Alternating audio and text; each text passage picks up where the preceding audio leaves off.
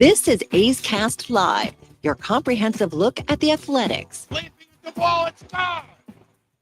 A towering drive into center field by Rooker. And 29 other MLB clubs. A judgy at blast. All rise. Here comes the judge. Swung on. Hit high. Hit deep to right. Away back into the second deck. Bobby Witt Jr. becomes the first shortstop in Major League history to have two 30-30 seasons. Shohei Ohtani starts the 50-50 club. Join us as we take you inside the baseball universe, from humidors to walk-off dingers to Hall of Fame talk. We have you covered. Spend your afternoon with us, only on A's Cast Live. Here's Chris Townsend. All right, I'm going to be honest with you. We're starting this show a mess. I just spilled coffee everywhere. How many people are out there that have done this, where you're going into a meeting, you got something important going on, and you spill coffee all over the place? Which leads me to a question that I wonder if anyone else has ever asked. Is coffee the most spilt substance, at least in our country? Because our country is a coffee, caffeine crazed country. If it wasn't coffee, where would you go? I know where I would go next. I'd say booze. I'd go beer. Yeah. Okay. Yeah. I would. Yeah. If you're thinking of any of the alcohol, but everybody drinks coffee. And even though when you put a lid on it, it doesn't matter. Coffee finds a way. Coffee always finds a way to be spilt. What about water? That's not fun.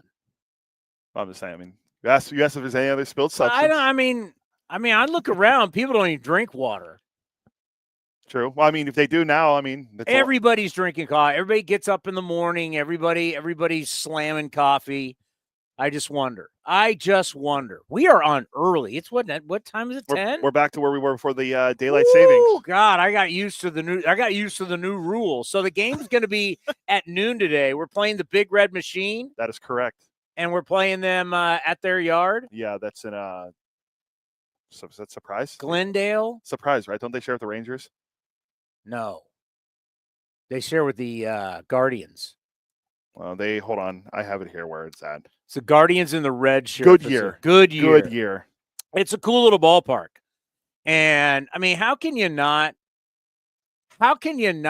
find a way to promote Cincinnati Reds baseball with all the history that they have? They have tremendous. I mean, they got history that goes way back. And if you remember, baseball used to start in Cincinnati. They used to have a parade, and they'd be the first game every single year. Yeah. Yeah. Cincinnati, the Cincinnati Reds organization, and obviously great history with the Athletics whenever we take on the Cincinnati Reds. We remember, unfortunately, the 1990 World Series, but for a lot of our older listeners and viewers, you remember the 1972, which would have been epic to watch. Gene Tennis is the MVP, comes out of nowhere. He's hitting bombs. It was the Hares versus the Squares. It was really the world's first look at the Athletics and mustaches, and these guys can flat out play. Reggie Jackson wasn't able to play, so you go and you beat the Big Red Machine without your technically best player. But as the A's do, it was on pitching and defense. And the pitching was absolutely lights out. We've got a great show for you today before we go to Goodyear, Arizona for the Athletics and the Reds. JP Sears is going to be here at 10:35 in the morning. Not going to be actually here. It's a taped interview that we did down in spring training. Jacob Wilson at 11:10. Man, if he can be the guy we think he can be, what he will bring to the Athletics and their lineup will be pretty amazing, because he's exactly what a lot of teams are looking for. We have focused so much on power and finding power. People got it. What they don't have anymore, and they struggle with, is finding guys who can put the bat on the ball. Find guys that have consistency. And if Jacob Wilson can be that guy, he's had the progression of guys who win batting titles. Like when you hit, what was it, 435 at every level last year? Yes, I think it was 433 to be exact, something like that. Somewhere in the four, I think it was 433. I have it written down here. He 433 and 208 at bats, 3 different levels. 433. That is no joke. So he'll be here at 11:10. Then who do you have from the Blue Jays? Shi Davidi, who covers the Blue Jays for Sportsnet. He's like one of the most dialed-in writers for the Blue Jays. And then we could talk with him about the AL East because, well, the Yankees are a mess, and the Blue Jays don't know if they want to give $500 million to Vladimir Guerrero Jr. because he wants it to be all, $500 million present-day value, not in deferred money. So a lot going on there. Red Sox, Giolito's now going to start the year on the injured list. So a lot to talk about. Then you have the Orioles still. Scherzer and his thumb. We were talking about Scherzer yesterday. There's a lot going on. Anthony Santander is now there too. $500 million.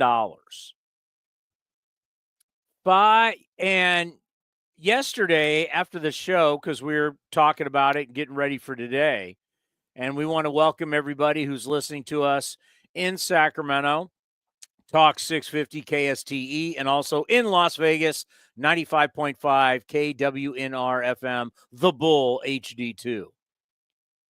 We have not seen a first baseman. We've seen other positions. Like shortstop they've been rolling out the dough for shortstops. Obviously, you're always going to do for outfield. Third basemen have gotten some big deals. Right side of the diamond, not so much. You have Robbie Cano and then nobody at second base. And first base, you had a time when we still looked at first baseman as these guys are the dudes. Albert Pujols, Miguel Cabrera. Now, Prince Fielder isn't on this list. I don't know why, but he signed a big deal. Joey Votto signed a big deal, but these are all a long time ago. We have not seen a first baseman. The guy that was supposed to sign the big contract this past year was the polar bear. And he only got a couple of years, and that's from his own team. Nobody else was out there saying, Pete Alonso, let's go. So it's been a position that baseball has stopped investing in. Is that a position that you want to be in, asking for $500 million when the largest all time, I believe, is Miguel Cabrera? Now, when Miguel Cabrera signed this deal, well, actually, Cabrera and Pujols are tied. It's $240 million. Was Miguel Cabrera third base? Because remember, he came over to first base to accommodate somebody. Yeah, because when he first came to was Detroit, it Brandon Inge? Was it Brandon Inge? When he's first in Detroit, didn't they have Victor Martinez that played first? And because he was coming off catcher. Yeah. Who was their third base? I mean, Inge was there for a bit because Cabrera went there. Inge came to the A's. Yeah, so maybe it was. Inge comes to the A's, hits a grand slam. He looks like, this is 2012, and looked like hell on wheels, and then he got hurt. It was like a hot minute, but boy, it was an incredible hot minute.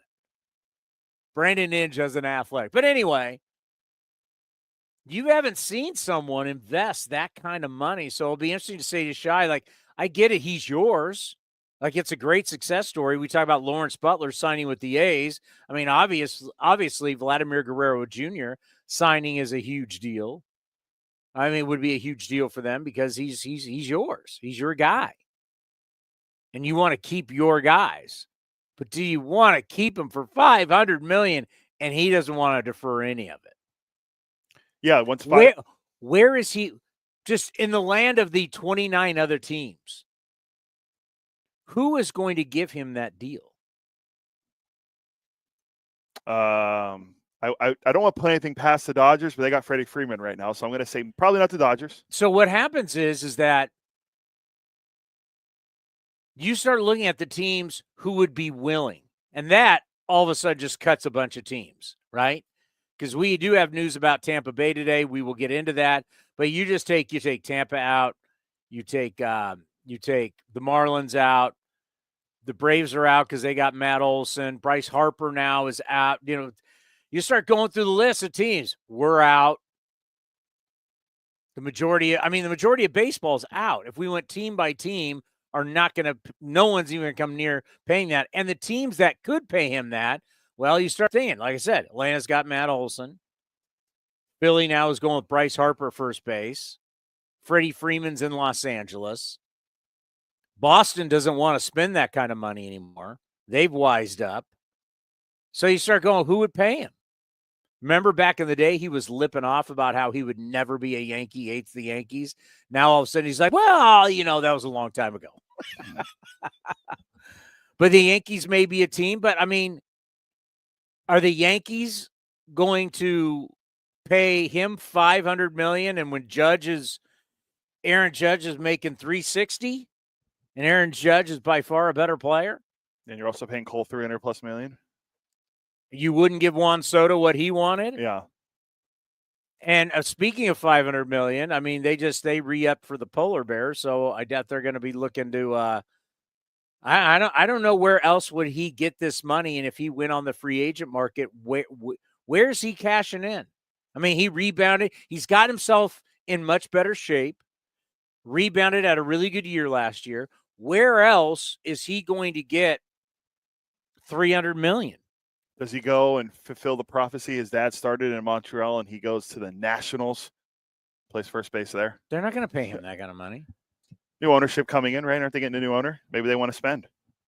They're not going to pay him that kind of money. Yeah, I think it's the Blue Jays. It's very like there's only $500 million.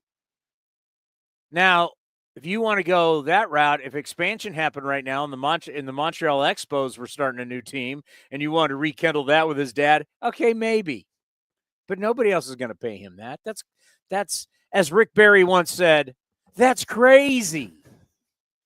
It's interesting because the two biggest first base contracts we've seen recently have been Freeman and Matt Olson. Olson got like 168, and Freeman got over $200 million. But those are the two. Freeman did? Wasn't his deal with the Dodgers like $200 million? I think it was under 200. Because I thought Matt Olson's deal was bigger than Freddie Freeman's. Freddie Freeman, I put Dodgers contract. Okay, let's see. Freddie Freeman, when he signed his deal, 6 years, 162. Yeah, so we haven't seen a first baseman get. So Olson's is bigger. It was 8 for 168. Yeah, we haven't seen a first baseman get $200 million since a long time ago. You got to go back to first year of the deal for Albert Pujols. First year of the deal was 2012, and first year of the deal for Miguel Cabrera was 2016. So it's been a long time. Let's start with this, though. I've been looking around, and this is really good news. We have a lot of people who will watch this show, listen to this show, however you partake in this show, who are not necessarily A's fans, who are baseball fans. And I think this is a really good sign. Because I've been going around, we're about 2 weeks away. And now everybody's coming out with prediction time. It's actually 2 weeks from today. There you go. And for us, if you start looking at our schedule, because there is a day off. We're off on Tuesday. For spring training, we're off Tuesday. If I'm not mistaken. What did you say? You're talking about spring training day off? Or there's 2 days off, right? We've one on Tuesday. We have the 25th and 26th off. We have one on the 18th. So there's 3 days off before the start of the season. When we come back, where are we playing the White Sox? That's Camelback Ranch. We're not even coming north like we used to do the Bay Bridge series. Yeah, that's over. I think it's just still in Arizona. Yeah, it's in Arizona. All right, so we're going to break camp in Arizona on the 24th. So that's 1, 2, 3, 4, 5, 6, 7, 8, 9, 10, 11. There's 11 games left. One day's a split squad. There's 11 games left counting today. And the futures game, not the futures game. What are we calling this? Prospects game. Spring breakout. Spring breakout tomorrow. Cannot wait for that. I was supposed to call that last year with Johnny D, and it got rained out. That was miserable. Dallas Braden revealed the coaches on the broadcast yesterday. It hasn't been made public yet, but Dallas spilled the beans on who the coaches Is were. he allowed to do that? I don't know. That's why I haven't brought it up to anyone yet about it. But Well, if Dallas brought it up, Dallas what is it? Well, Dallas obviously will be coaching. Carney will be there. Dallas is coaching? Yeah. Dave Stewart will be there. Oh, Carney and Dave, two A's Hall of Famers. And I believe the heavy hitter was Mark McGuire. Big Mac's going to be there? That's what Dallas mentioned yesterday. Oh, wow. If we could get Mark McGuire back in the folds, and I get it, he's a very private man. Mark McGuire is a very private man. We had him on this program once when he got into the A's Hall of Fame. Did he show up for he didn't even show up for Stu's Hall of Fame induction. I don't think and so. I know him and Stu are tight. But how awesome would that be if we could get Mark McGuire to start hanging out? The guy has hit more home runs than anybody in athletics history. Ooh, I said that and I cringed because I may not make. That would be in Oakland. Did he hit more than Jimmy Fox? I don't. That would be, of course, Philadelphia. Fact check me on that one. I want to max like 400 and. You got to go to his baseball reference. In his years with the Philadelphia Athletics, Double X hit 302. Oh, so I think it is McGuire. It would take too long to do a stat head search and just compare them side by side. That's not hard. Just go to Mark McGuire baseball reference. Mark McGuire hit like 370 something as an athletic. Pretty sure. He's the all-time leader then. McGuire's an A, hit 363. There you go. So if we could get, and Mark McGuire still to this day, it was one of our best interviews that we've ever done. Because we asked him about the home run chase.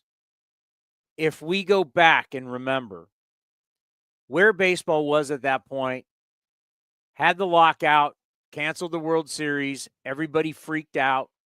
So many people, I'm never going to watch baseball again, which in hindsight, if baseball would have been smart and would have had the guts, they should have, and this may not be a popular take, but I can use another sport. Baseball should have kept locked out. Baseball should have played the scabs, and they should have broke the players' union.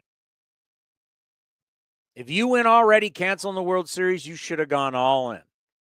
And you might say that's crazy. Well, that's what the NFL did. If anybody goes back and remembers, the NFL did that. Bill Walsh and the San Francisco 49ers were running the option. You weren't even born yet. They played scab players in the NFL. And Bill Walsh made a mockery of it. I think they actually did pretty well, but they started running the option. And eventually it broke the players because the players can only hold out so long. Obviously, baseball players have more money than football players, especially back then. But players want to play because your career, as much as you say you want to stand for the union, reality is you only have so many years of your career. So guys started coming across the picket line so fast. Next thing you know, boom. And now the NFL today, players are still making great money. The business is healthier than ever, and they don't have the issues that we have. We're the only sport left without a salary cap. Every other sport figured it out. We haven't. Why? Because they pulled we're Major League Baseball and we could never have scabs play. And they should have had scabs play. And they broke the union, got a salary cap, and we wouldn't be dealing with what we deal with today. But they didn't do that. And that's the system that we have today. But it is what it is. But Mark McGuire, we had him on this show, and it wasn't that long, a few years ago, and he talked about how people to this day still come up to him and thank him. I think we're all past the steroids thing. I think we're past that. I don't know who really is still hurt by that. I think we remember that home run race and how it brought so much excitement, just not to baseball fans, but to sports fans. It was something that was incredible. It was incredible night after night to watch and to break away. We are going to go. The Cubs are taking whoever. It's Sammy Sosa and the Cardinals this and Mark McGwire. It was fascinating to watch. And yeah, it was kind of like, man, McGwire looks like a defensive end now. He looks like way bigger. And everybody's trying to sell these guys work out more than ever before. What do you mean? Baseball Reference has Big Mac listed at 6'2", 6'5", 215. Yeah, right. 215 when he was with the Cardinals. He could barely fit in his uniform, but it was awesome. You see, watching a guy hit 70 home runs.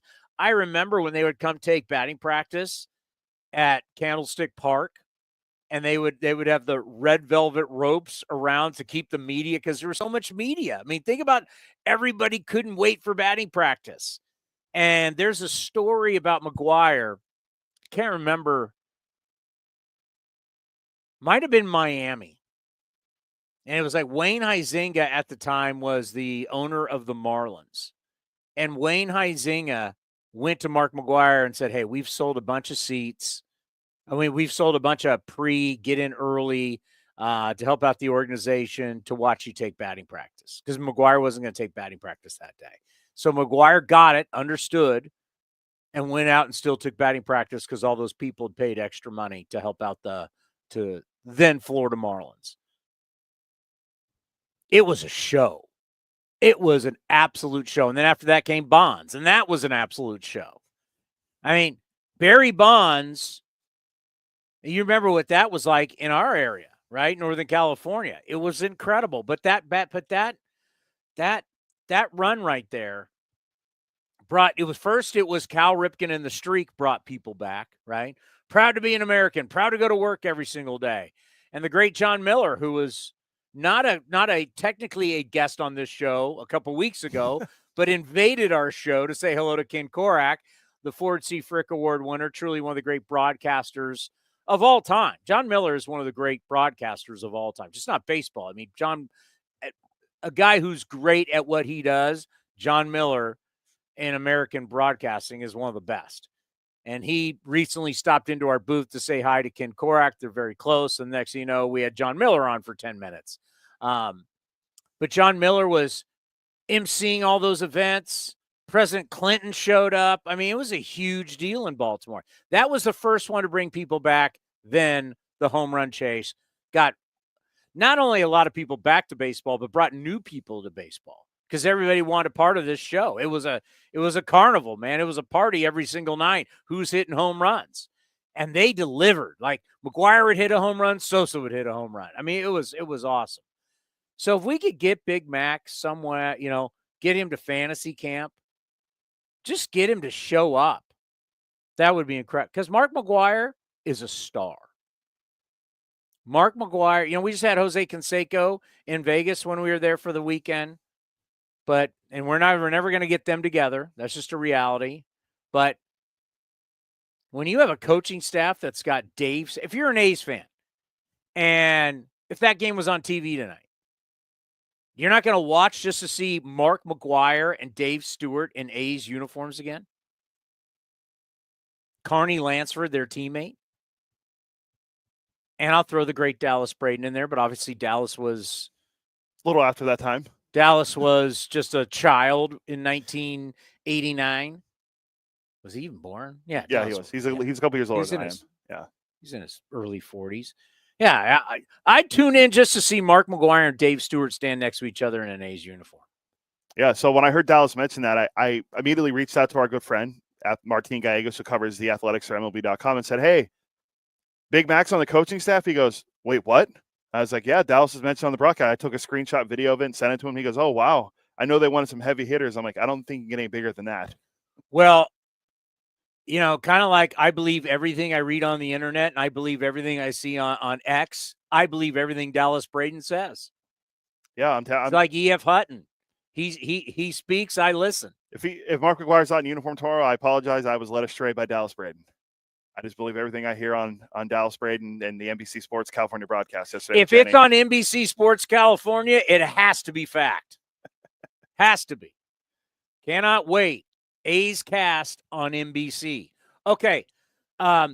the thing that's really cool that I like and all baseball fans should like is the fact that everybody is showing us right now, as we got into this about talking about there's not a lot of time left. So we need to generate content. Everybody's got to generate content. So we're starting to pick divisions and wild cards. The thing that we do know is that they have no clue about the American League. They have none. And that is a great sign. I'm not going to play A's Homer here. I'm just going to say, why'd you look at me like that? He said he's not going to play Ace Homer, and I was like, I'm not going to play A's Homer. I'm just going to say, that's great for everybody. I'm going to put us all in one, like a bouillabaisse soup. We're all ingredients in this soup, and we're stirring it around. They got no freaking idea who's going to win. They have none. There's so many injuries in the AL East. Our division, what? I mean, can the Rangers stay healthy? What exactly are the Astros going to be? How are the Mariners going to score? Angels are a zoo. A's are up and coming. My God, Martin Gallegos put out an article today. Go to athletics.com saying we only have 3 spots that we're really looking at. And that's 5th starter, and both are good options. Both are great options. You want to go Estes or Spence?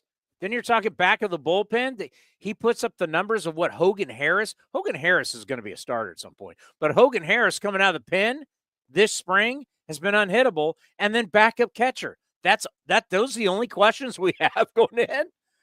You know what I mean? We used to have like 20 questions going into the roster. We didn't know who was going to be in the lineup. I mean, it was like, my God, to quote Major League 2, is it Major League 2 where he goes, who the F are these guys? I think it's the first one. Was that the first one? Yeah. Who are these guys?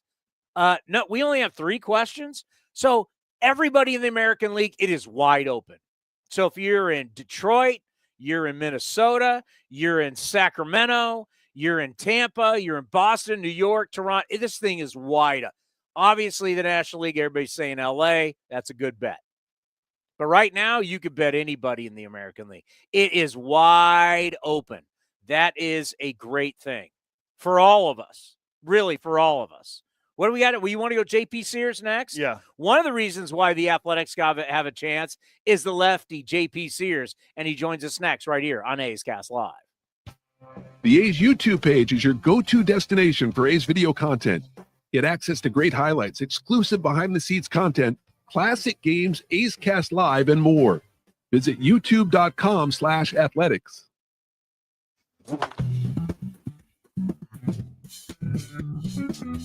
A's starting pitcher Luis Severino joined Towny on A's Cast Live in Mesa and discussed his role as a veteran leader in the clubhouse. For me, just learning for the guys that like when I was younger, Cesar Sabathia, Ivan Nova, Michael Pineda, I played with Aero. So those guys teach me how it was, how it is to be in the big leagues. So I would try to do the same thing with those guys, if they need me. When my first year, I was trying to impress everybody, so right now it's just, trying to get ready for the season. So if I need to talk to those guys and let them know, you don't have to be 100% every time. You don't have to go 100% every time, When we need you to go 100% out there and pitch, that's the day you want to compete. So don't go out there and go crazy and try to get hurt and taking ground balls or trying to catch a fly ball that you don't need to. So just to, let them know what I learned while I was younger. You can watch the full interview at youtube.com/athletics or listen at athletics.com/AceCast.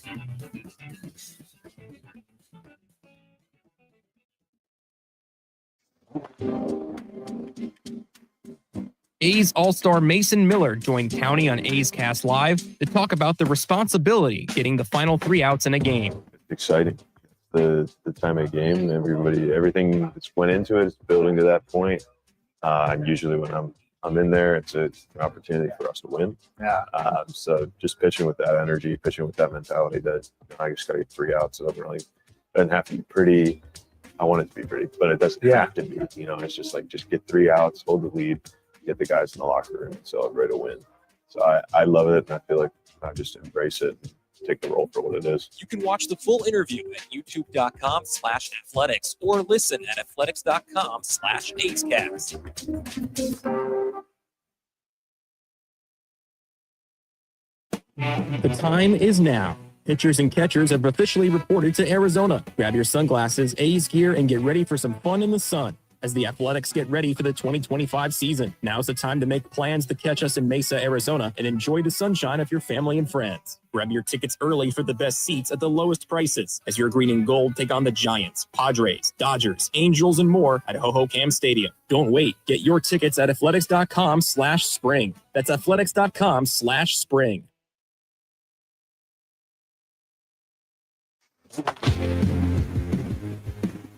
Streaming from the studio, A's Cast Live continues with Chris Townsend. So last night, I was watching MLB Network because, yeah, I'm that guy. Somebody's got to watch it. And they were doing their 30 camps in 15 days. And last night, they had, it was Red Sox, Giants. What else did I watch? And they used to do like a full half hour on each team. Obviously, MLB Network is paring back. There's been a lot of layoffs and, it's very unfortunate. But so they really scaled it back. It's like a half hour. So a half hour is like, 20 minutes of content. So it was really quick. Bregman, boom, boom, boom, boom. Red Sox are done. Here's the Giants. It's like they did like Willie Adames, thing with Matt Chapman, Bob Melvin, Logan Webb. Boom, it was done. And our guy Bob Melvin, will always love him to death. Bob Melvin talked about getting Justin Verlander, and he talked about, I've had a lot of issues with Justin Verlander. And Melvin said, when he first got here, I told him to run laps. Oh, God, Verlander, that SOB. But they talked about Logan Webb, that he has a chance it's like 200 innings for X amount of years, to be the first guy to do that since. For the Giants? Anybody. What, 200 innings? 200 innings for like 4 straight years. Who's like the last guy to do that? Oh, God. CC Sabathia. Shouldn't be hard, dude. It's on his team. Verlander. So, I started thinking about J.P. Sears last night with that. J.P. Sears came over to us. Oh, quickly, before I forget, Cooper Bowman's back. Wait, really? Yes, Cooper Bowman's back. Because I thought Yankees, I was about to say J.P. Sears came over from the Yankees. Didn't we lose him in the Rule 5 draft? Cooper Bowman went to the Reds in the Rule 5 draft. Cooper Bowman played well in our minor league system. He was in the Frankie Montas trade. Versatile infielder, athletic. He goes to, and I texted myself this late last night. Sorry about those late texts. This I found fascinating because I did not know this. So Rule 5, like Mitch Spence, was a Rule 5 pick. We took him in Nashville. When a Rule 5 pick, you select the guy, he's got to be on your big club for the entire year. Now, I always thought that you would have to, if he doesn't make the big club or at any time you're going to send him down, you got to offer him back. But look at this. So Cooper Bowman goes to the Reds, and this spring hit 120. So you think they were going to keep him on their roster all year long? Probably not, no. No. So, per Rule 5 regulations, the Reds would have to keep Bowman on their big league roster all year or else put him on waivers. Any claiming club would then be bound by the same rules as the Reds. So they had to put him out on waivers. Anybody could select him, and then he'd have to be on their 40-man, and he'd have to be on their big club. Well, obviously, no one selected him, so Bowman has returned to the A's. Interesting, because that's more depth to the roster. They liked him, didn't want to lose him. Converso can play a lot of different positions. Fits right in with the Schumans and Hernandezes and Davidsons and guys that we have in camp right now that are vying for a spot on the roster. We've done a lot of trades with the Yankees. Obviously, our organization has had a long-standing, healthy relationship with Brian Cashman. It goes back to 1998. I want to say it was like, so Cashman and Billy Beane basically got the job of running the A's and the Yankees within months of each other. Beane a little bit earlier. Beane got it in 97 after the season, and then as the calendar turned 1998, Brian Cashman would take over the Yankees. And Brian Cashman, you want to say foresight. Brian Cashman, 1998 Yankees, technically is the best built baseball team in modern day history. They had everything. They were unbeatable. They were soup to nuts, as good as you can get. They just up and down that lineup. They had a lot of veteran guys that were still kind of either in their prime or towards the back end of their prime, but they could play. They had up and coming young athletes who could play, guys like Derek Jeter and Bernie Williams. But you had veterans like Paul O'Neill and you had Tino Martinez, and they just had dudes. I mean, they had guys, Jorge Posada. I mean, they had guys. And then they had a pitching staff that was just lights out, top to bottom, and, of course, all the way to the back of the bullpen with Mariano Rivera. They mauled people. They absolutely mauled people.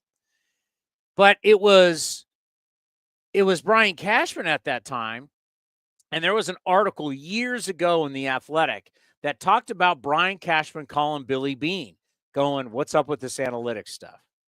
I want to keep up with I know this is the future. So talking about analytics and how to view building a roster and building an organization goes back before we hit Moneyball and the 0-2 team. And Cashman and Beane were talking about that in the late 90s. Right? I mean, Branch Rickey did this stuff with the Dodgers way back when. So it wasn't like these guys found the magic. They found the magic pixie dust, but it was just, how are we going to look at building our teams and a different way to look at it? So Cashman had an owner at that point by the name of George Steinbrenner, who just wanted to look at players and pay for players. And Cashman realized if we're going to keep this run going, because we had Randy Miller on from the NewJersey.com, who's covered the Yankees for many years. I mean, the Yankees have basically been in the playoffs every single year for well over 20 years. I mean, it's been a run. I know they haven't won a World Series since 2009, but they've been to the playoffs every year, but what, one? It was the last year at Yankee Stadium. They didn't make it. Was it 23 they didn't make it? Okay, two? Yeah, the Jeter year and that year, yeah. They've been this run started in 95. Yeah, it's incredible. They've been in the playoffs like every year but two since 95 or whatever it is. I mean, that's incredible. But it was Cashman having the foresight to go, we got to start. We just can't be George Steinbrenner. We spending money. We got to find other ways to find players. So there's a lot of people who have respect for what has happened inside the Yankees organization, including a guy you're going to see a lot with me on NBC. That's Shooty Babbitt. Shooty Babbitt scouts all the organizations. And Shooty's always said, yes, make trades with the Yankees. They got players. And he likes how they train their players.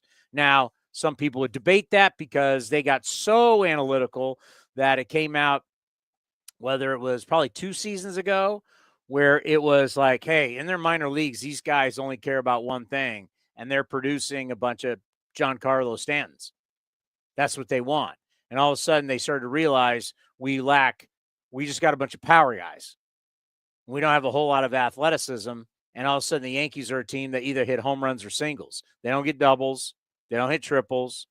They don't steal bases. They're very one-dimensional. But anyway, a lot of scouts go, hey, you're going to find really quality pitching.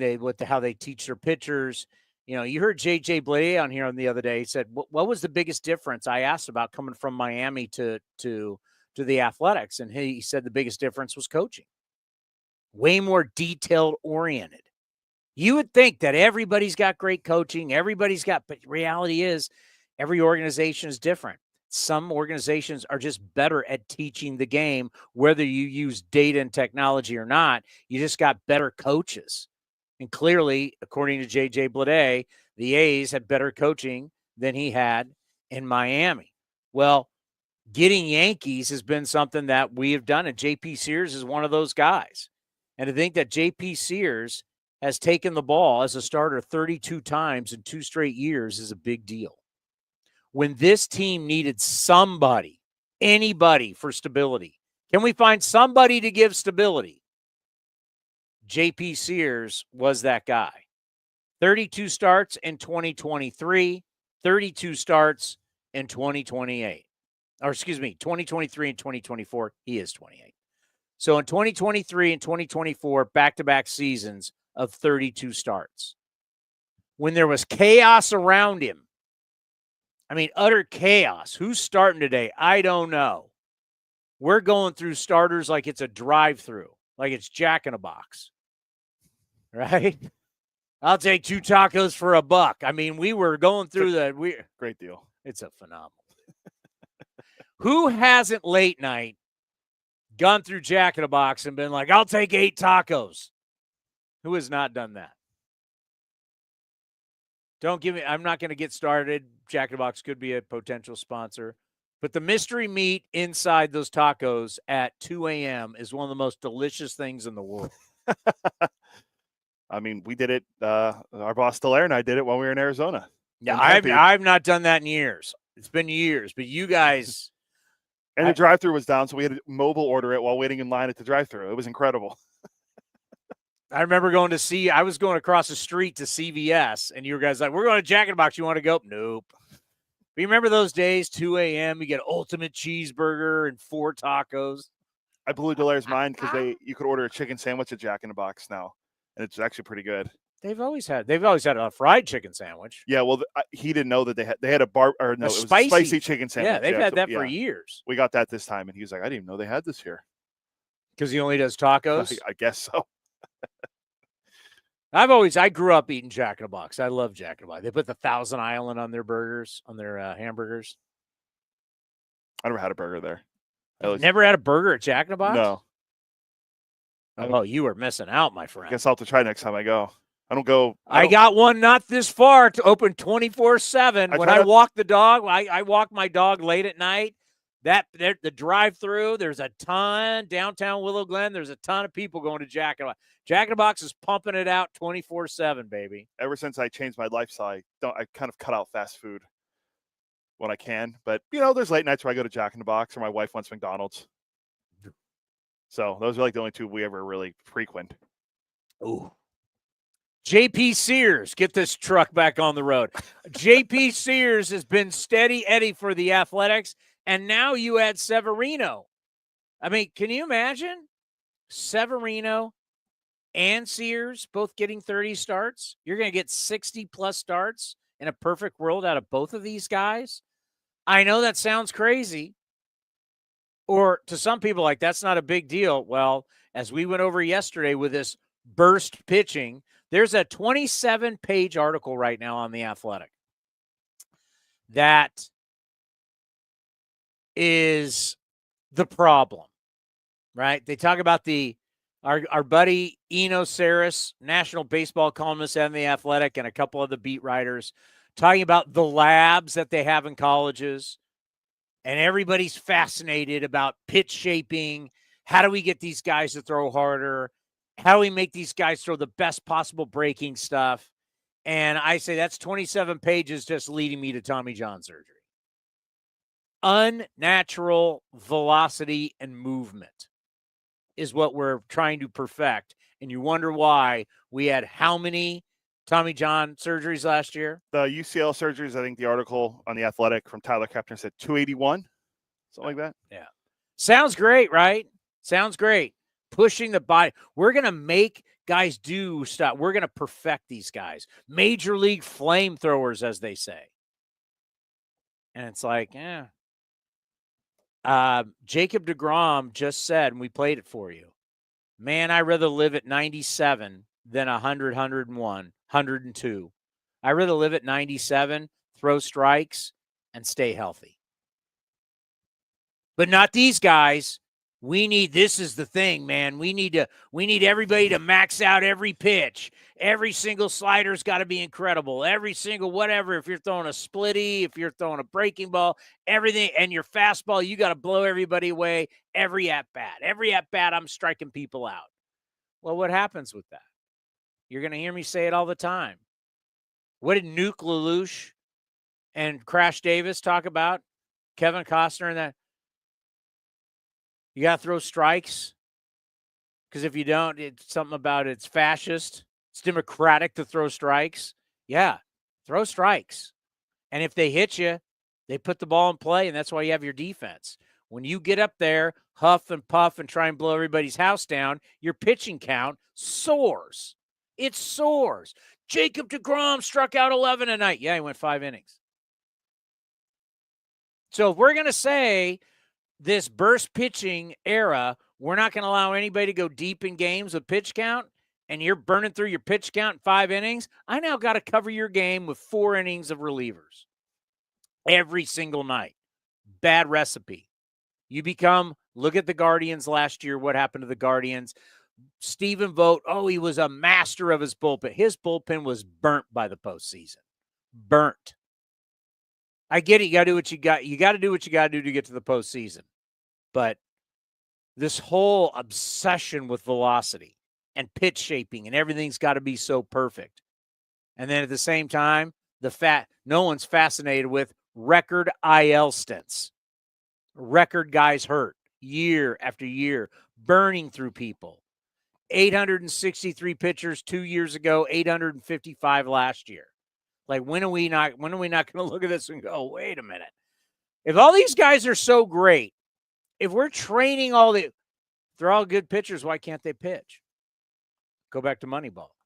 They're all great pitchers. Why does it take JP Sears to throw 30? JP Sears doesn't throw 100. He goes 32 starts a year. He's not maxing out on every pitch. He's a pitcher. Yeah, he's not a thrower. Here is the left-hander, JP Sears, down at spring training. On A's Cast Live, lefty starting pitcher for the Athletics, JP Sears. And first off, happy birthday. Very rare we get a birthday in spring training. Thank you. I appreciate it. It's been a good day. Anything special going to happen with the guys, or anything special today? No, I think Cots made him sing happy birthday right before we did some bunt defense, so that was fun. But nothing other than that, just get some dinner tonight, maybe, with my wife and some friends. So. It's been a lot of fun to watch your growth, because I remember the first time we saw JP pitch was when you pitched against the Athletics as a Yankee. Yeah, that's right. And then you came over, and to watch you go through it all, because you learn so much. When you take the ball 30 times a year, you learn a lot. You've got your really good outings, you've got your really rough outings, you have the outings in between. Just talk about what it's been like to be a guy who just takes the ball year in and year out, because you become that guy, the guy that's consistent. Yeah, thank you. I think that's one of the main things you try and do as a starting pitcher is your availability, and it kind of comes with having a good routine and sticking with the routine and kind of learning what works for you and what doesn't work for you. So I've been proud of being able to do that the past couple of years, and looking to do that again this year. But obviously there's always things we want to get better at, and ways I feel like I can help this team out a lot more than I have in the past. And so I've done a pretty good job, I feel like, of getting a lot of quantity, a lot of innings the last couple of years, but I just want to sharpen up those outings that you're talking about. The rough ones are the ones that kind of can go either way. Those are really big season definers there, and team definers. So that's going to be my goal this year, is just try and make those okay or bad outings better than they were in the past. Well, and the reason why I bring those up, and I'm not wanting to harp on them, is like you look at guys who are Hall of Famers. It's just when you pitch a lot, there's a lot of things that are going to go through. You got to learn how to deal with them all, and you've really done a good job dealing with that. One of my favorite things to talk about with you is how we live in this world where everybody's throw less. You throw year round, right? Your whole thing, like, you don't really take that much time off. Did you do that again this offseason? Yeah, I did. Just like going back to what I said, learning what works for you. And I feel like it was right around the time of COVID time where I wasn't playing that year. And I think I took some time off the year before and really just hated how I felt the first month or two of the off season of kind of getting back in the swing of things. So I kind of learned just to take that first month of like a really, really low workload month, whether, for throwing and working out, where I feel like a lot of guys are taking that month of completely October. off. Yeah. And just, I think most guys stick with the, weight training and stuff, but a lot of guys will take off from throwing. And I don't throw that much. Just like I said, like I feel like my shoulder feels better in November and December from it, and I just feel a little bit more, a little bit ready for spring training, just staying with that schedule. Now, who are you tracking down to play catch with in November and December? There's I have some good friends back home in Charleston that kind of on similar routine as I. But yeah, at times it can be a little tough. But you gotta find somebody to throw with. There's definitely been some days with a net, throwing with a net. Yeah. Or, just taking my dog and my wife going out and just throwing against the net. But it's whatever works, man. I'm not looking to change too much other than, like I said, just get a little bit better in certain areas. I tell guys, I'll take you golfing 18 holes, but after we're going to play some long toss. Yeah, that's a good deal. I would make that deal any day for sure. Just talk us through how it's just different now coming in here. You're a veteran guy now. You're no doubt one of the leaders, especially from the pitching standpoint of this franchise. Just what that's like for you in your career. Yeah, I mean, obviously it's each year you kind of feel like you adapt to your role, and we still got some guys that I would call more veterans than I that are going to be the leaders of our staff. But like I said, I have a role here, and it's kind of changing every year, and I'm looking to hopefully just continue to be that consistent arm to lean on, and just try and keep getting better. And like I said, learn from Springs and Sevy and all these other guys that we've added, and just continue to work with the guys that I've been working with the past couple of years here. And we all have the same goal of just trying to find a way to get better every day and find a way to help the team out. And obviously, just in this first spring training and that first month of the season, feeling like that we're in a good spot. So I'm excited about whatever my role will be and the opportunity that it presents. Obviously, this is a business, and you're gonna, as you turn 29 today, and as you get older in your service time, there's going to start to be questions about your future. What it mean to you? As you mentioned, Luis Severino comes here, a big free agent contract. Brent Rooker gets the extension. Your manager just got. Mark Kotze has the longest deal now in baseball as a manager. What did those deals mean to you, and potentially for your future of you wanting to be here long term? Yeah. I mean, I've loved it here since I got here in 2022, and I think the main thing that Kotz always speaks about, and I do too, is that just being where your feet are and really just diving into the people around you. I think that those guys have done a good job of that in their respective areas. Kotz has done a great job of leading us the past couple of years, and Brent, went from making the last roster spot in 23 to having an extension, and obviously we've seen Sevy's career from afar. And I think for me, all I can really do is focus on what I can do this year, and that'll help me out for the future. But like I said, just try and improve those couple outings and just kind of continue to try and take the ball every time I get a chance to, and then the stuff in front of me will play itself out. But yeah, there's definitely no place I'd rather be this year, and no team I'd rather be on here in the Cactus League with the A's. Let's end on this. Obviously, the surroundings are going to be different. Pitching going from the ultimate pitcher's park to an unknown. We believe it's going to play really fair. So this offseason, did you look into the data, and what were the things that you worked on this offseason? Yeah, I wouldn't say that most of us pitchers really have to worry too much about the venue.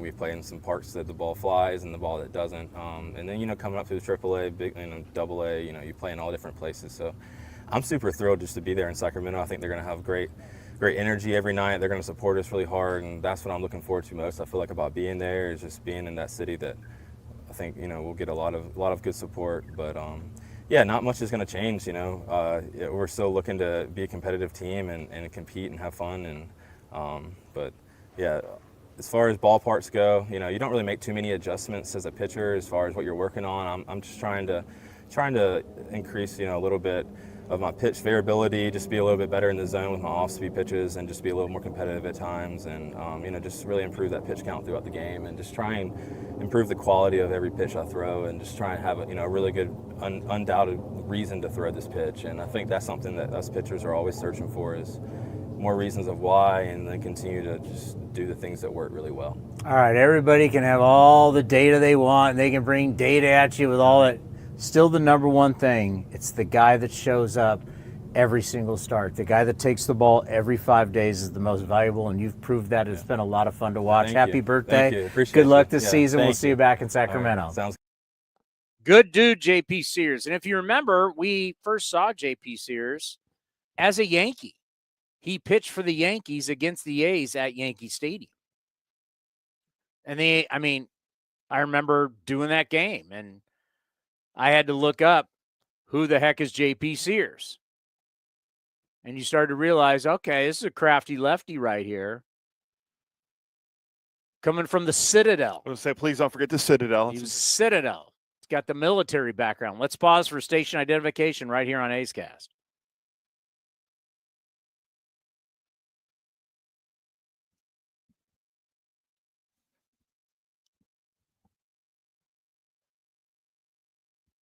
I want to know what that conversation's like in December when JP Sears calls you and says, hey, I want to play catch.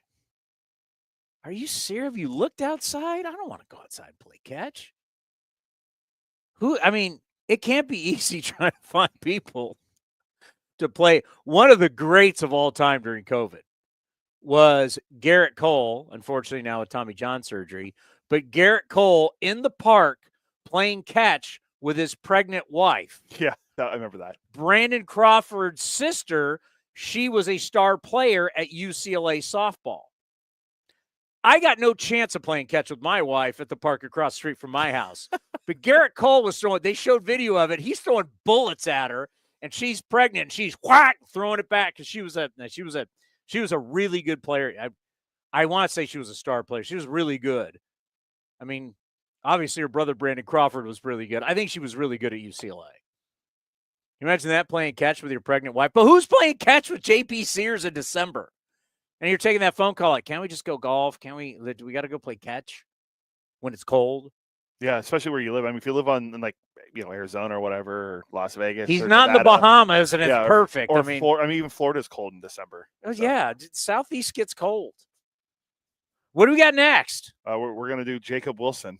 Oh, love me some Jacob Wilson. It's been a long time since an A won a batting title. Could this be the guy to break that drought? We'll talk about next right here on A's Cast Live. Single game tickets are now on sale for the 2025 season. Secure your seats today for opening week against the Chicago Cubs and lots of exciting giveaways, including an A's basketball jersey, a straw hat, and free bobbleheads. You'll be nodding yes to our Brent Rooker, Mason Miller, and Lawrence Butler bobbleheads in June and July. More hot ticket homestands as your green and gold take on the Giants, Padres, Yankees, and Mets. Get your tickets at athletics.com/tickets. That's athletics.com/tickets.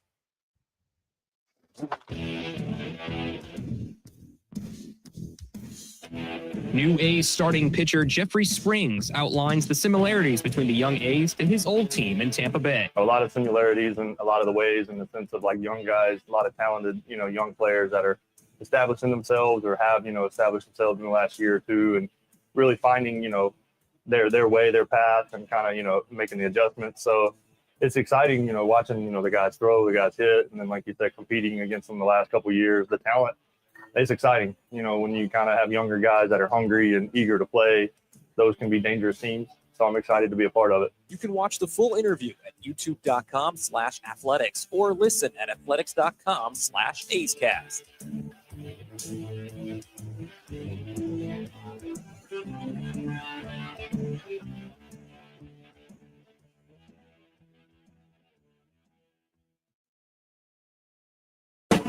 The time is now. Pitchers and catchers have officially reported to Arizona. Grab your sunglasses, A's gear, and get ready for some fun in the sun as the Athletics get ready for the 2025 season. Now's the time to make plans to catch us in Mesa, Arizona, and enjoy the sunshine of your family and friends. Grab your tickets early for the best seats at the lowest prices as your green and gold take on the Giants, Padres, Dodgers, Angels, and more at Ho-Ho-Cam Stadium. Don't wait. Get your tickets at athletics.com/spring. That's athletics.com/spring.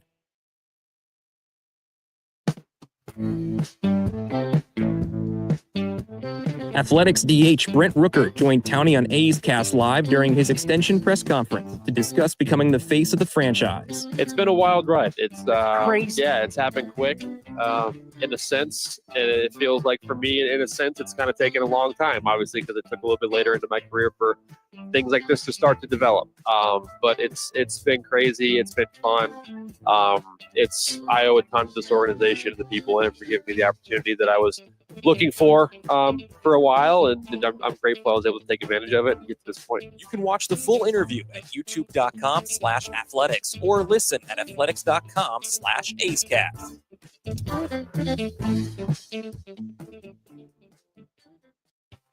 The A's YouTube page is your go-to destination for A's video content. Get access to great highlights, exclusive behind-the-scenes content, classic game.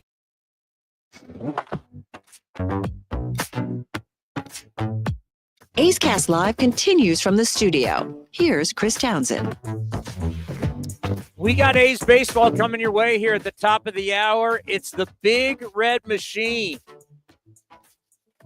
I know they're not the Big Red Machine anymore. It's just fun to still reminisce. Ellie De La Cruz is still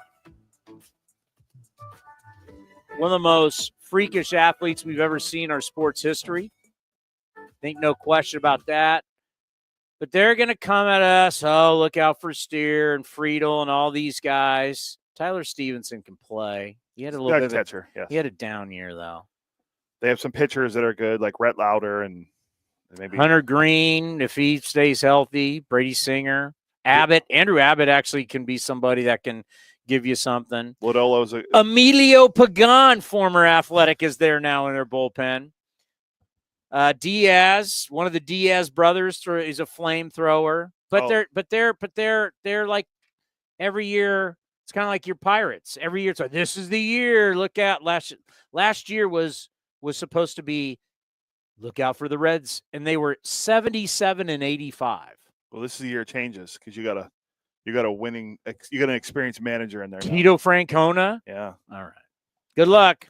I think it's Lodolo on the mound today for the Reds against JP Sears. I like him. Yeah, it's good. He's a nice young left-handed pitcher for them.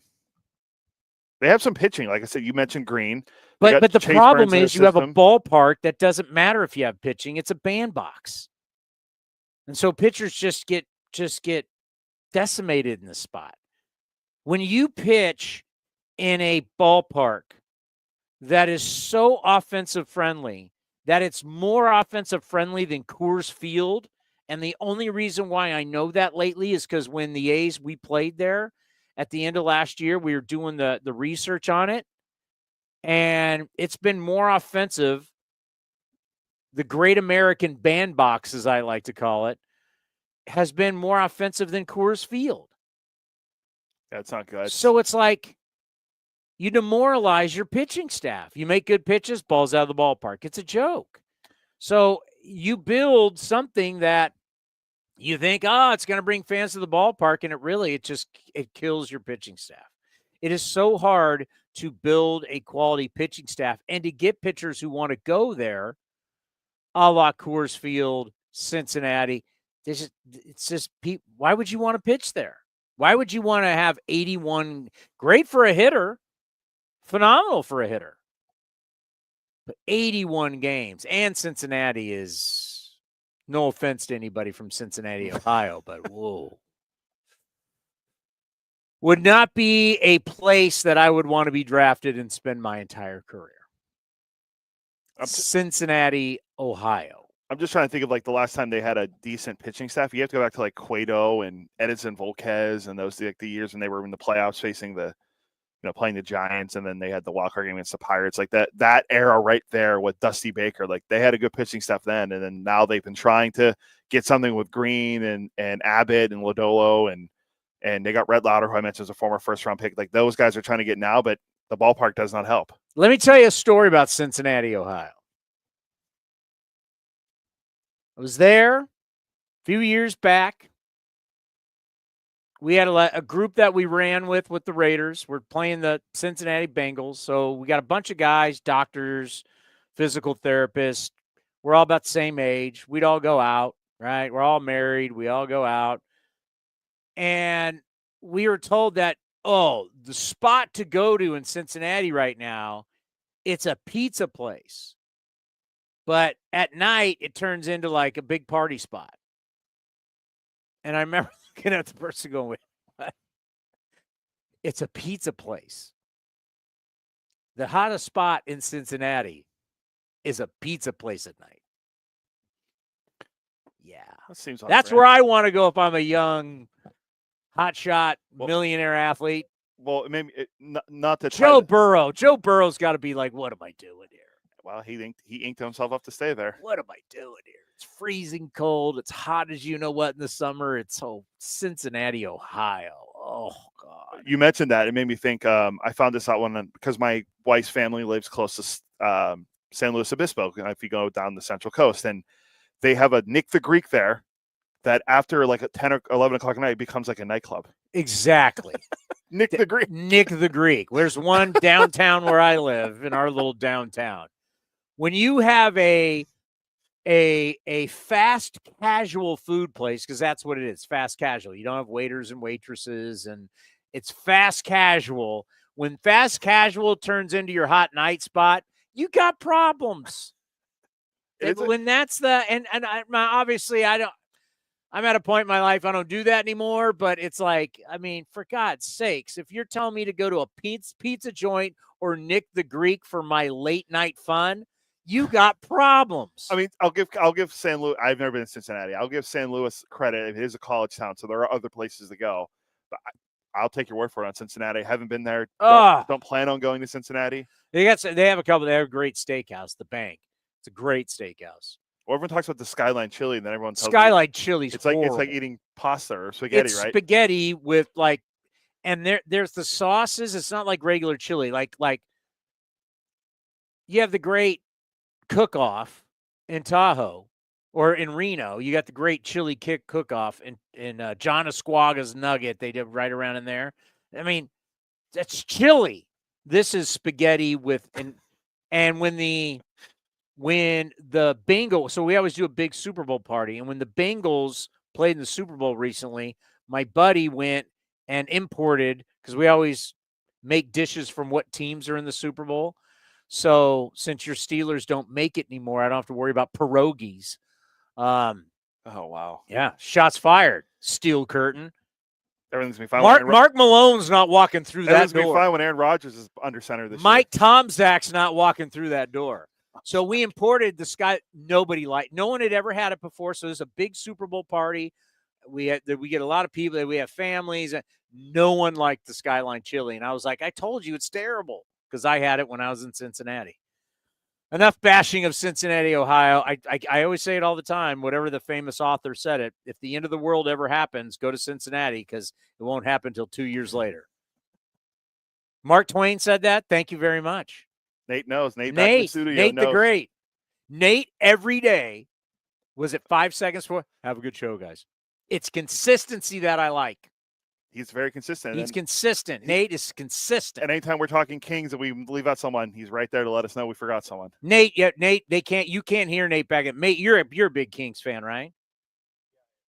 Are you okay with me going back to the Rick Adelman era constantly? That's when my King fandom hit. Okay. All right. So I'm okay there. I will say this, first NBA game. So I come to San Jose State to play baseball. I'm in college. The Oracle, as we all knew it for the Warriors, was still the Coliseum at the time. First game that I went to, Warriors, so it still would have been Run TMC, and it was against the Kings. And I want to say the Kings, Nate, how old are you? Oh, wow. He just ghosted us? Yeah. Maybe he's doing something else. Well, the first Kings game I went to, they were still wearing they were like royal blue uniforms. Oh, yeah. So it's got to be like 91, 92, whatever. And I remember Kurt Rambis and Spud Webb were on the Kings. Wow. I mean, that's Santa Clara legend, Kurt Playing Rambis. against Run TMC of the Warriors. That's a who's who of Kings players you mentioned right there. I did not think I'd hear Spud Webb or Kurt Rambis ever on this show. Santa Clara Bronco great, yeah. Kurt Rambis. Oh, by the way, speaking of college hoops, San Jose State up against New Mexico State tonight. No, noon. Is it noon? Noon, yeah. Our boss is sweating because if you guys haven't been following it, our boss went to New Mexico State. New Mexico. UNM. I think He went to UNM. that's correct. That's correct. My bus. We're big Lobo killers, if you don't know that. Now, this shouldn't be a fair fight. New Mexico is one of the better teams in the country. They're going to be in the tournament. But we went earlier this year. San Jose State, we're a football school. Everybody knows that. Football power. We go to bowl games. That's correct. It's fact. Yeah. We don't win them, but we go. They go. We get to participate. But the running joke is every single year, my boss, we go to San Jose State, New Mexico. And this year, we upset New Mexico this year at San Jose State. And it was a big deal. Can we take them down in the tournament? Lobo killers. That's going to really upset Dallaire and his good friend Richard Pitino. Yeah. Patinos and Lobos, we take down. Cannot wait. But yeah, I just remember Kings Warriors, Rambus. We'll look at who we going to do right now. Jacob Wilson. Kings Warriors tonight at Chase Center for all the Kings fans. Don't get me started. Don't start bringing me your Steph Curry. By the way, Steph Curry is now the assistant general manager of Davidson basketball. Yep. I mean, can you name any other big money-making athlete that went to Davidson? Wait, what? He's the assistant general manager of Davidson basketball. Yeah, it's like Adrian Wojnarowski is the GM of St. Bonaventure, or Andrew Luck is the GM of Stanford. Yeah, I mean, come on, dude. Okay, no A has won the batting title, and we had to go back and look since the 50s.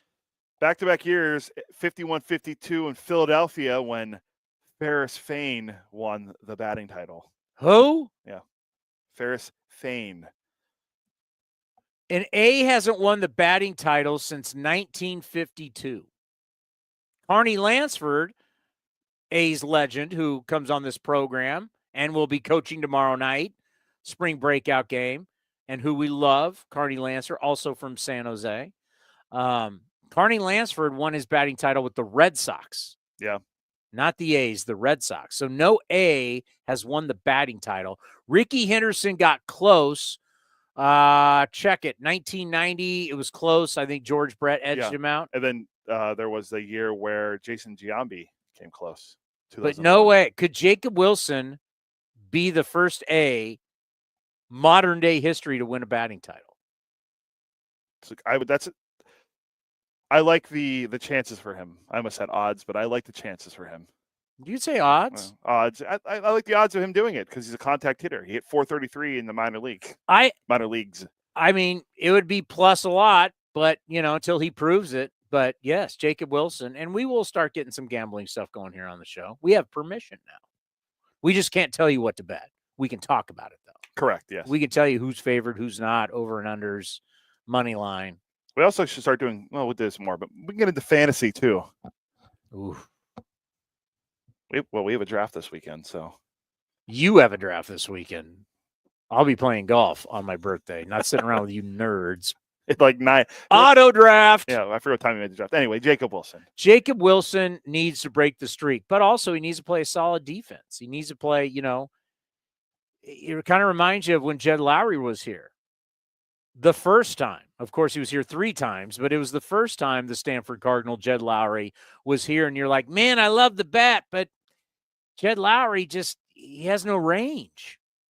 And then when you moved Jed Lowry to second base, it was great because Jed Lowry, if you hit it at him, it was a guaranteed out. Jed Lowry was solid. He just left to right. Lateral movement wasn't great.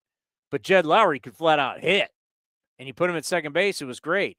Well, Jacob Wilson needs to become a big league shortstop, be able to play every day, field his position, and hit. And he's exactly what this offense needs. We got guys on this team that are going to hit home runs. We know that. and now getting out of the Coliseum and moving to the ballpark in Sacramento, in West Sacramento. Not Sacramento, West Sacramento. Thank you. So the ballpark in West Sacramento, ball's going to fly. Speaking of a play, I can't wait to try all the restaurants and play the golf courses in Sacramento.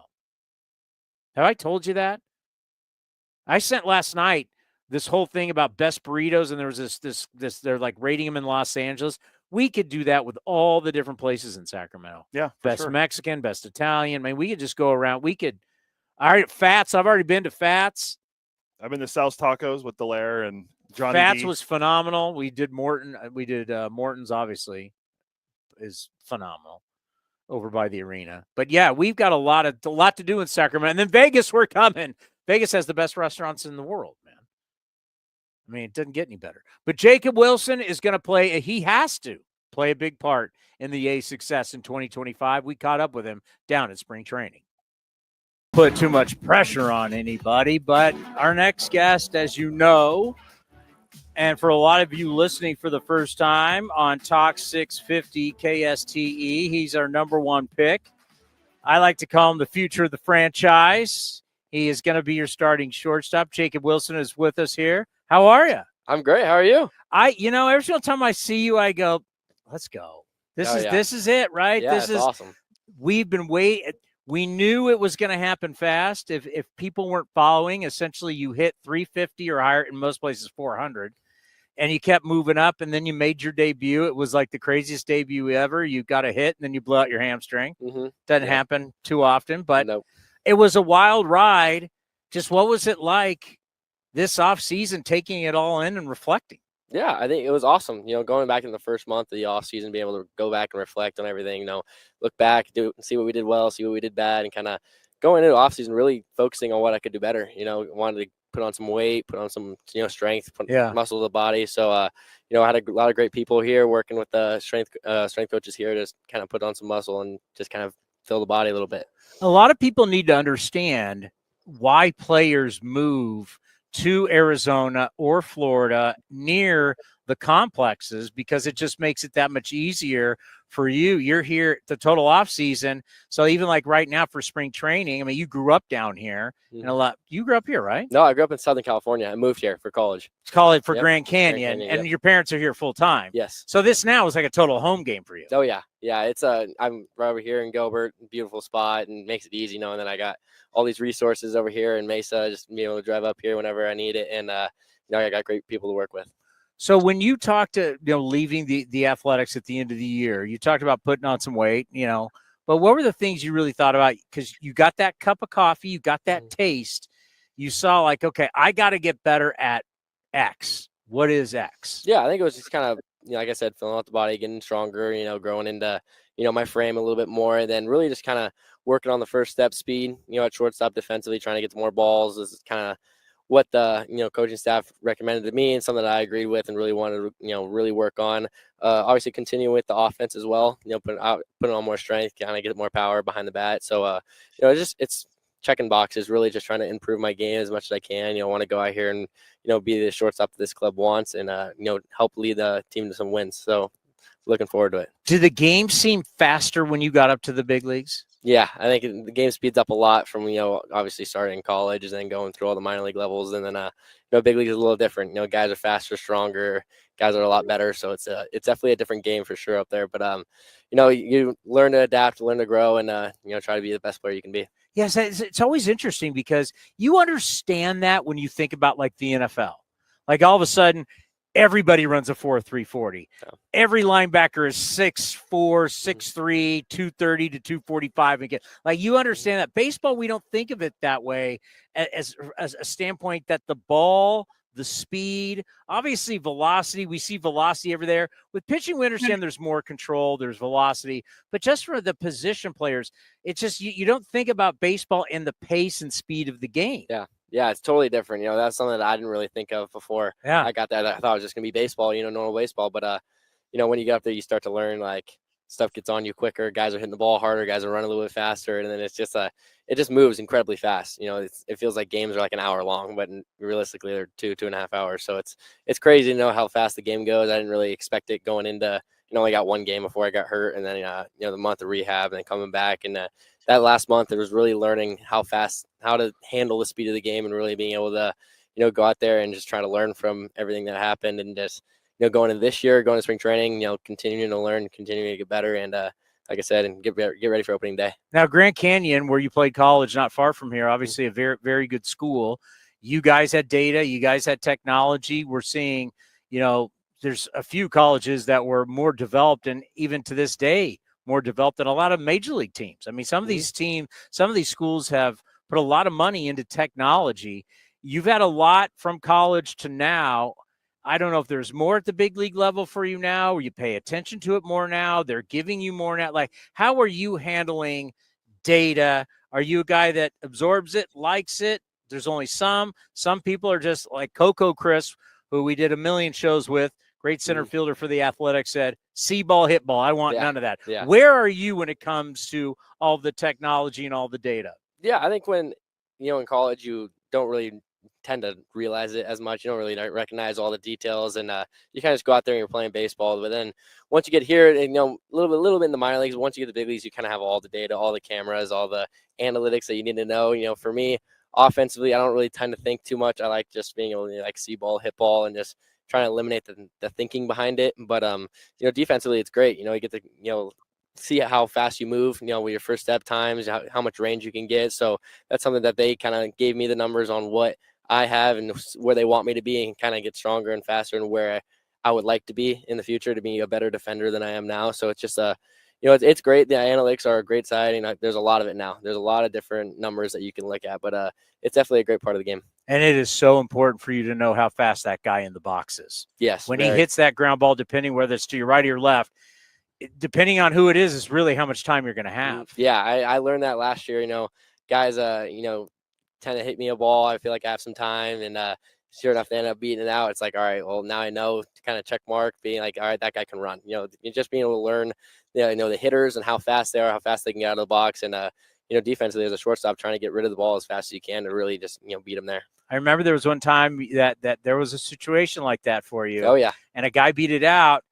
And now you're playing in a big league stadium, and even though the crowd wasn't that big, but you realize the crowd just goes, "What?" Yep. Like there's a difference now that when you're at the big league level and mistakes are made. As far as minor leagues, people want to show up. They got their promotions. They're firing T-shirts into the crowd, right? Yep. But now all of a sudden, this is about winning. When you get here, that's where I think there's a big difference. Yeah. No, the crowds are definitely a lot bigger in the big leagues for sure. You hear them a lot more.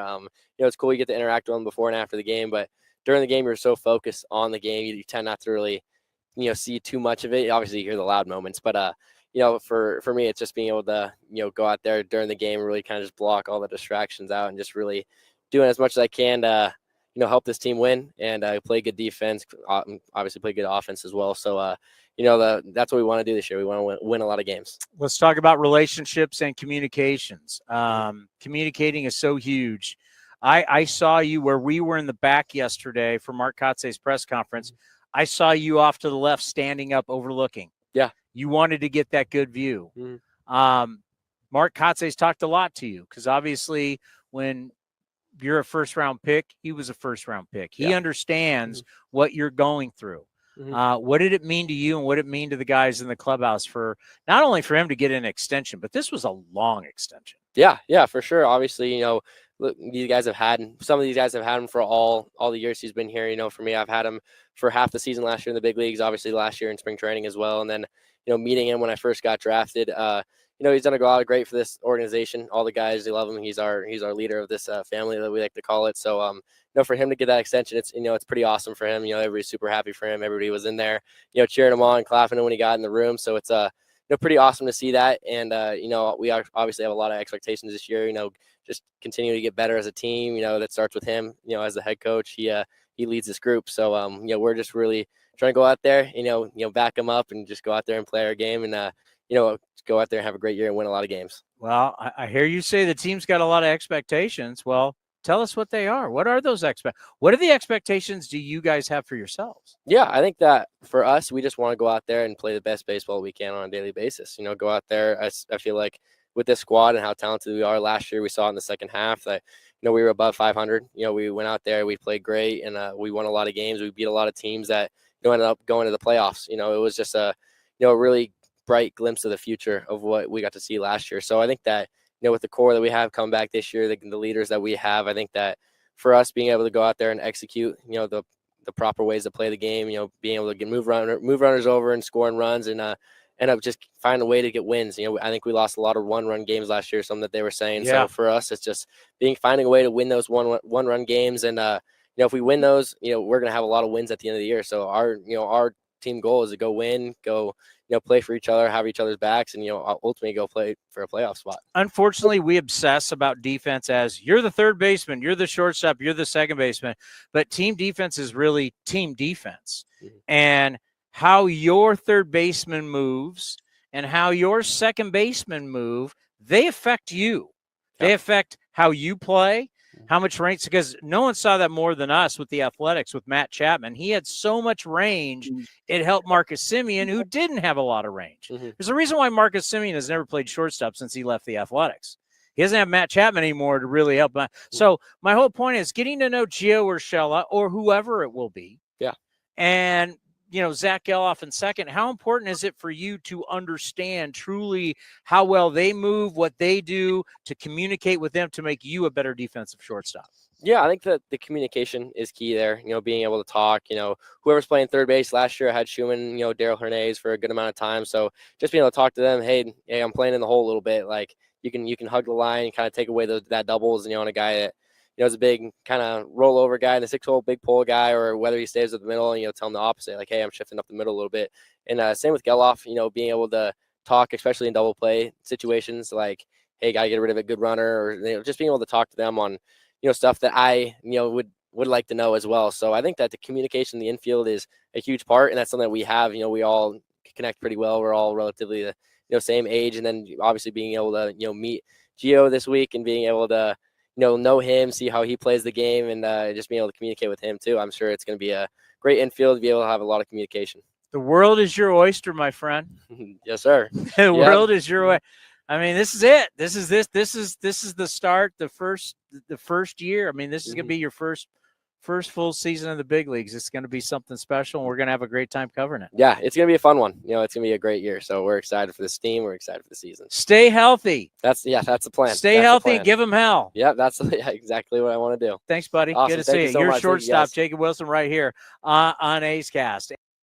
There you go, Jacob Wilson. Yeah, he is the future. Coming up next, how do you give a guy $500 million? Do you really want to give him $500 million? We'll talk about right here on A's Cast Live.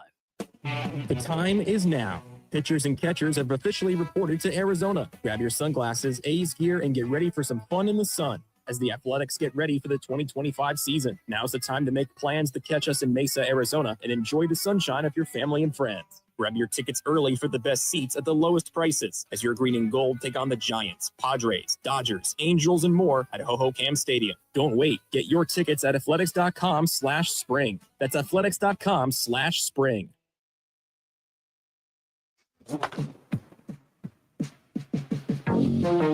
A's right fielder Lawrence Butler joined Chris Townsend on A's Cast Live to talk about him being a symbol of the organization. I mean, it means a lot because it just shows me how much, they value. And, I love the A's. I love the organization from the grounds crew to the trainers. I mean, I just love everything about it. I bleed green and gold.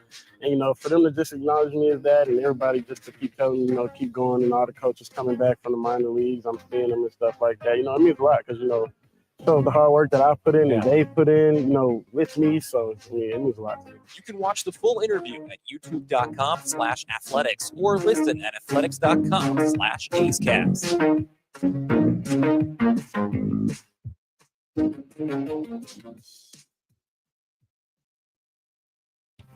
The A's YouTube page is your go-to destination for A's video content. Get access to great highlights, exclusive behind-the-scenes content, classic games, A's Cast Live, and more. Visit youtube.com/athletics.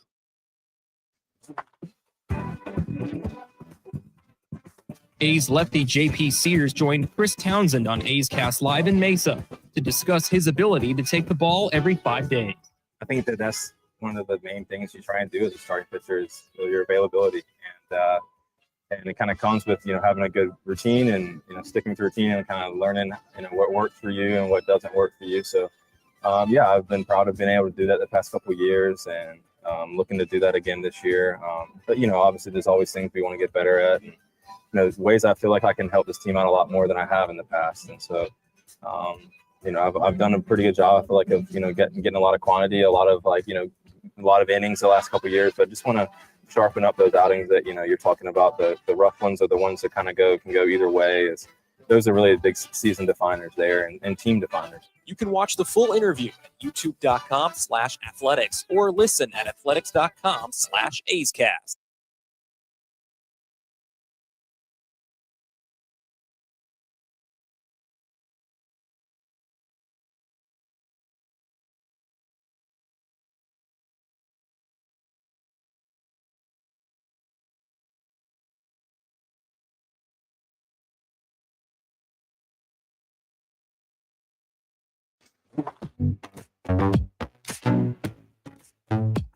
A's Cast Live continues from the studio. Here's Chris Townsend. Shi Davidi from Sportsnet in Toronto is going to join us here. The big news, what do you do with Bad Vlad Jr.? There's a lot of question last year. Bo Bichette. Do you stick with these guys or do you move them? And they didn't move them. They stayed pat. Blue Jays completely underwhelmed in 2024, going 74-88. But one of the big news is, what are you going to do with Guerrero Jr.? He wants $500 million.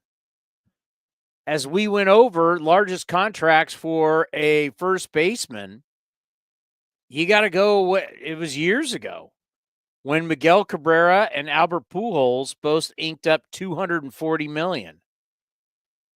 Now, I'm not going to say I'm a big finance guy. I'm not going to say I'm a great numbers guy. But I think I can figure out $500 million is a lot more than $240 million. And Shi is with us here on A's Cast Live. Welcome back to the program. How are you? I'm all right. How's it going? It's going good. We're just going over the largest contracts in baseball history, and we see that they either go to outfielders or shortstops and third baseman, not first baseman. And the largest contracts we see are for Miguel Cabrera and Albert Pujols at $240 million. What is the latest on Vladimir Guerrero Jr.? $500 million is what he wants, doesn't want to defer. That's what we're reading. What are you hearing? Well, it's $500 million in present value that he's seeking. Certainly, he's open to taking some deferrals, but the present value of the contract is what matters. And that's really for everybody in baseball. I think the deferral numbers have really, in some ways, obscured what the true value of certain deals are. And it gives, teams and players an opportunity to put maybe a flashier number on things than what they are. But he's seeking 500 in present value. Based on the conversations I've had, the contract that the Blue Jays tabled to him had a present value that was closer in the area of $450 million. And that was when both sides had made essentially their last and best. So a bit of a deadlock now. And based on the fact that Guerrero set a deadline with the intention of hitting free agency if there's no extension, it seems, at least for the time being, unless one side or the other decides to restart things, that he's going to go into the market this fall.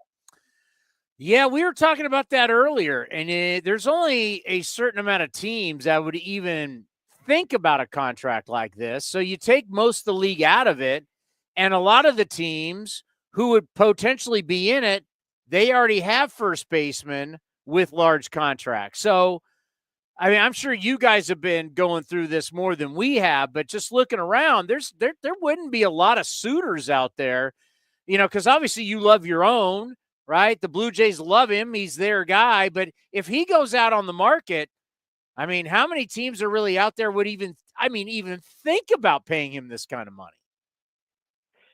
To say that for sure, I think it's difficult at this point, but you could certainly just from a speculative standpoint, you could look at, say, the New York Mets, for instance, and Pete Alonso could re-enter the market this year and create an opening there.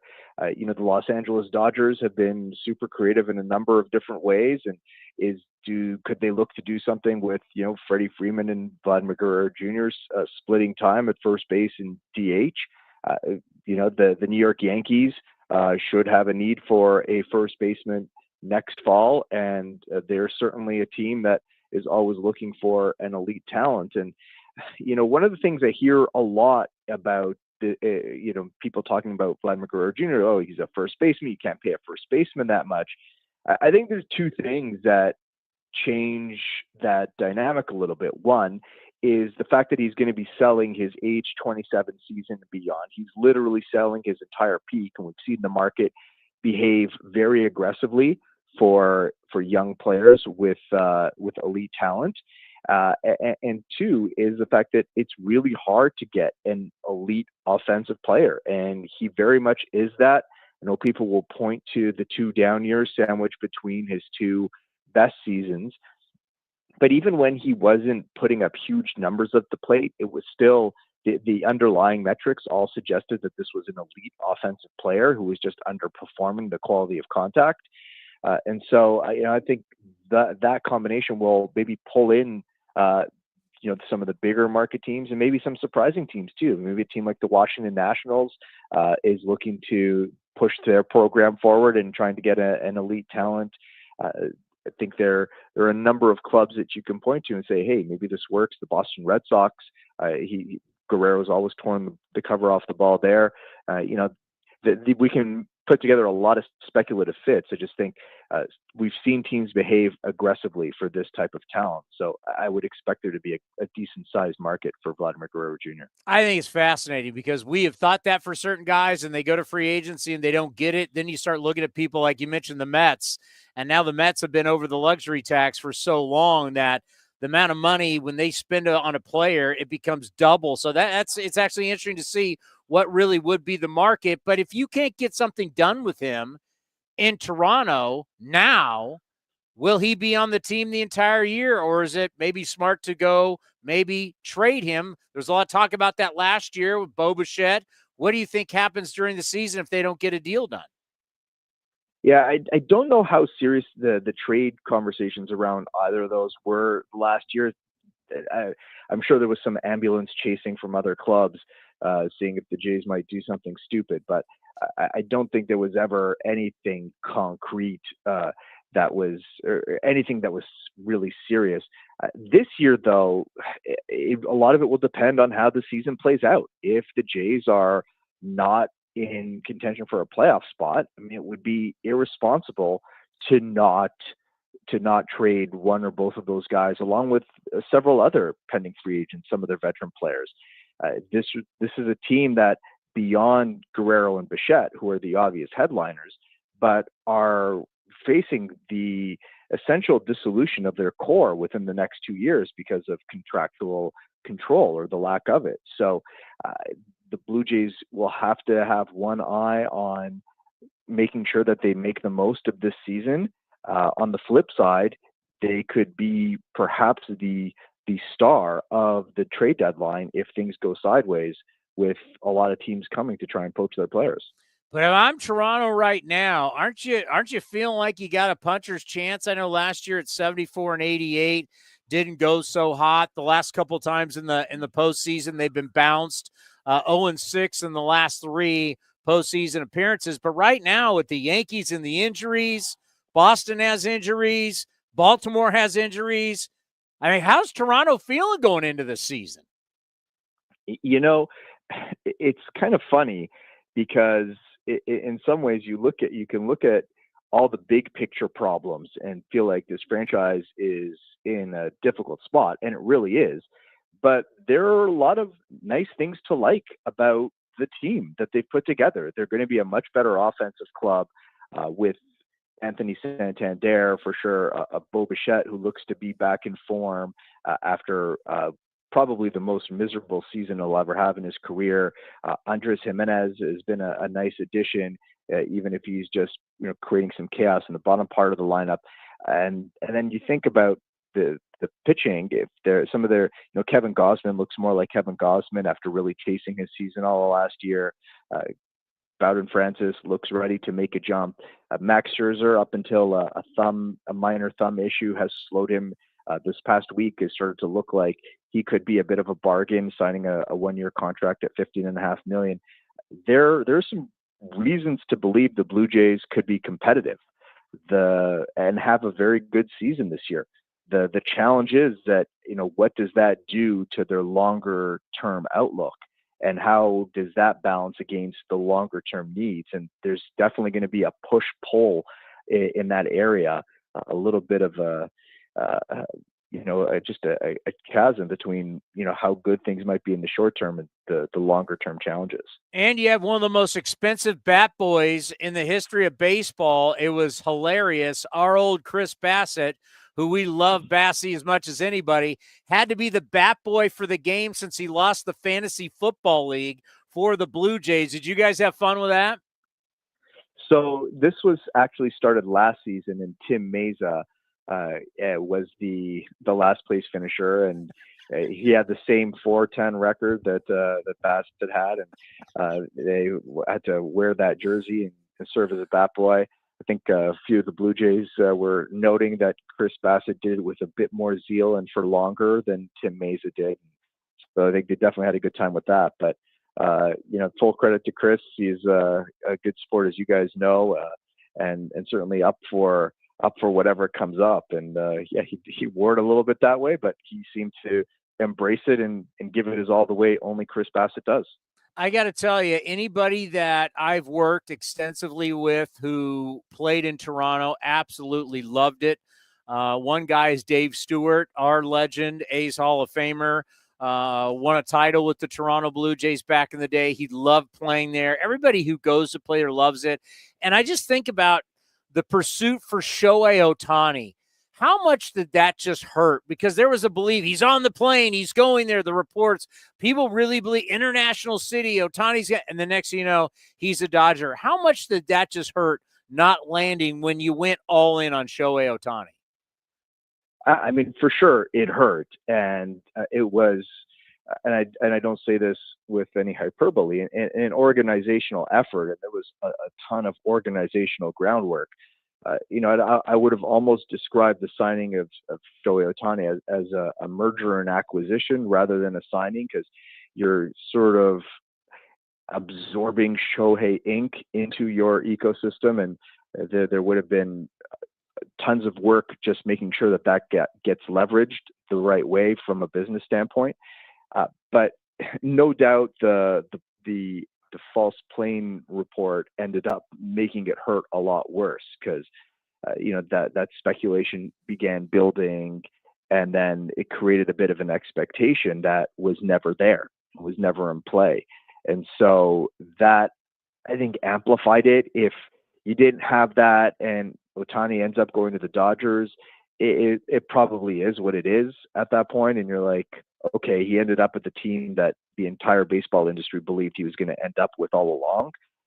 But that brief moment of possibility probably amplified that pain. And, I've had a lot of conversations with fans, baseball people around the team, and it's pretty interesting where you have the debate, do you want to be a franchise that goes for it and fails, or do you want to be a franchise that doesn't try?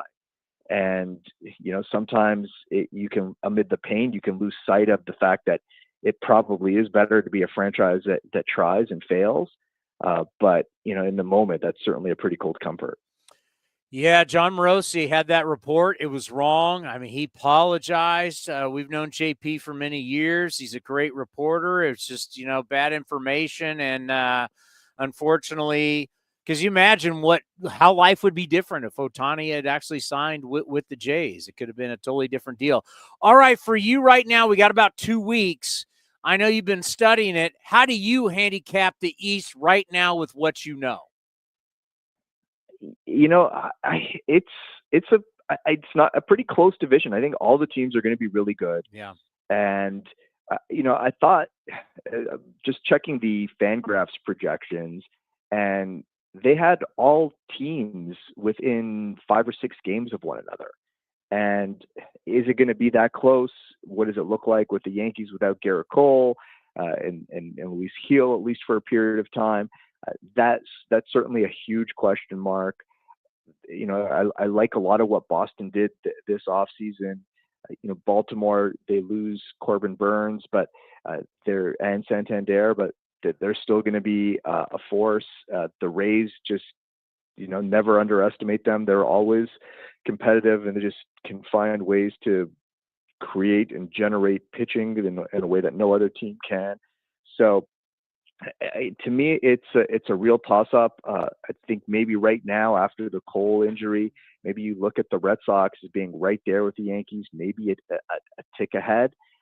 But the gap isn't huge between the clubs necessarily, and all the things that usually go into it. Having a good start, avoiding major injuries, key players performing, I think will ultimately decide it. So it's probably a division that's a bit closer than we might have expected, and in a lot of ways, I still think it's a division that might be too close to call. Great stuff. We always appreciate the time, and we'll be calling soon to talk about the Jays in the American League East. All right. Appreciate it. Be well. Shi Davidi from Sportsnet. Thumbs up, thumbs down, signing Guerrero to that amount of money. Thumbs up, thumbs down. Oh.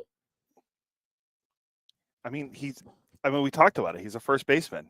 We don't see guys get signed to those kind of But deals he's anymore. Vladimir Guerrero's junior son. Vladdy. The last 2 years haven't been great. He was great. What year was he? Was it 22? Last year he was really good. Was it 23 where he wasn't good? It was not last season, the season before he was the runner-up for the MVP.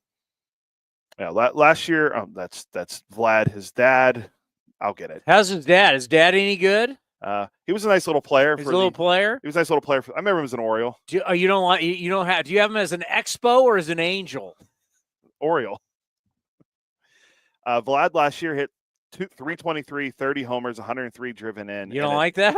940 OPS, but you want to backtrack on? You're like, yeah, he hadn't been that good. Yeah, that was a pretty good year last year. 264 the year before and 270. Those are still pretty good numbers in the.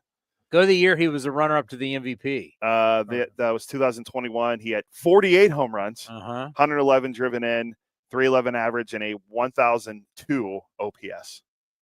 When does he turn 26? Vladdy Jr. turns 26 in, what's today? 3 days. March 16th, so Sunday. Mine's on the 15th. So, yeah. All right. He's making 28.5 this year. I'm just gonna go with what I know. I'm gonna be Why? Because I have a list in front of me of the biggest contracts in the history of baseball. And the ones that are older, because now we got like history, like we don't know how Juan Soto, like number one biggest contract is Juan Soto. Like up here, like Mike Trout's deal has been a disaster. Can't get on the field. He's been an absolute disaster. But a lot of these guys, these are newer contracts, so we don't know how they're going to age. But one of them up here, another disaster because it's been a while. Giancarlo Stanton and the Yankees. It's terrible, and they still owe him like $111 million. So if I go through the history, these younger ones. It's Aaron Judge, it's Machado, it's Lindor, it's Tatis Jr. There's a lot of years left here to figure out whether these have been bad deals or not.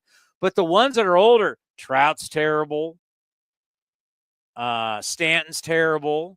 How's Garrett Cole's looking now? He won you a Cy Young, got you to World Series, but now he's going to be out for well over a year. It could be a year and a half. Xander Bogaerts already looks terrible. Anthony Rendon is one of the worst contracts in the history of baseball. Steven Strasburg, also one of the worst contracts in the history of baseball. Miguel Cabrera's deal was awful. Albert Pujols' deal, awful. That's why I always look like signing these guys to long-term deals is just, it's a bad investment. How's Yelich's thing aging? You're getting him at a deal. You're getting him at a deal. It now looks like a terrible deal. Yeah, the back and all that stuff can't be barely. I mean, he had a decent year last year before he got hurt. So I'm just going to do this based off history, right? It's like we got a golf tournament starting today, the Players' Championship. Chris Carey. Is Chris Carey on the broadcast today? I'd have to look. The great Chris Carey. Jenny and Chris today. Oh, it's the TV stars today. That's what we got?